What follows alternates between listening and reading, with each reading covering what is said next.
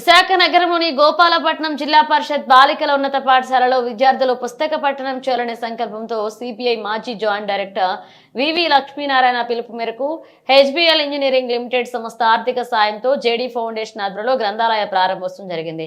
ఈ కార్యక్రమంలో HBL engineering team leader Srikanth మాట్లాడుతూ సామాజిక సేవలో హెచ్బిఎల్ ఇంజనీరింగ్ సంస్థ ముందుంటుందని, గ్రంథాలయాలను విద్యార్థులు సద్వినియోగం చేసుకోవాలని కోరారు. JD foundation Uttarandhra convener Karumudi అను మాట్లాడుతూ తెలుగు రాష్ట్రాల్లో ఎక్కువ గ్రంథాలయాలు జేడీ ఫౌండేషన్ ఆధ్వర్యంలో ఏర్పాటు చేయాలని సంకల్పించామన్నారు.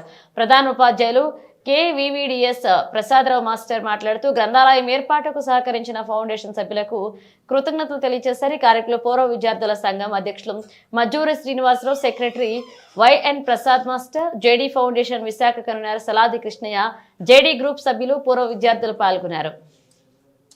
ఫెసిలిటీస్ తక్కువని, ఈ గవర్నమెంట్ స్కూల్లో చదివే పిల్లలకు కూడా ప్రతి పుస్తకం అందుబాటులో ఉండాలనే ఉద్దేశంతో గవర్నమెంట్ స్కూల్లో గ్రంథాలయాలు ప్రారంభించడం జరిగింది.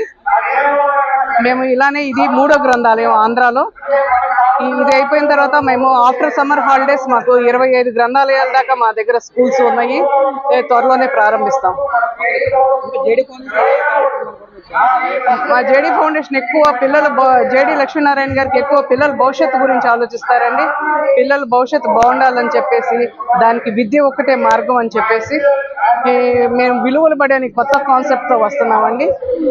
ఇది ఏంటంటే స్కూల్ అయిపోయిన తర్వాత కొంచెం గ్రామాల్లో ఉన్న వాళ్ళు పేరెంట్స్ సరిగా పిల్లలకి చెప్పలేరు కాబట్టి వాళ్ళకి స్కూల్ అయిపోయిన తర్వాత వాళ్ళ హోంవర్క్స్ చేయించడము, వాళ్ళకి యోగా నేర్పించడము, మోరల్ స్టోరీస్ చెప్పించడము, అది విలువల బడి కాన్సెప్ట్ అండి. 5:30 నుంచి 7:30, 8 వరకు ఉంటుంది.